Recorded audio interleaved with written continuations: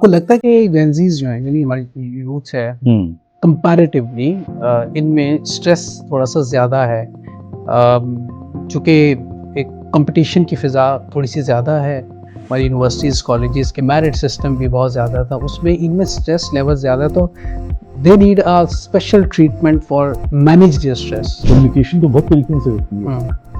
Communication लफ्ज़ों से भी होती है, चेहरे के एक्सप्रेशन से भी होती है, आपके हाथ की जेस्चर से भी होती है, आपकी आंखों से भी होती है। ये सारी कम्युनिकेशन के तरीके हैं। बिल्कुल ठीक। फोकस भी कि हमारी जेनजी जो है, आपको क्या लगता है ये बहुत ज़्यादा अवेयर है या बहुत ज़्यादा कंफ्यूज?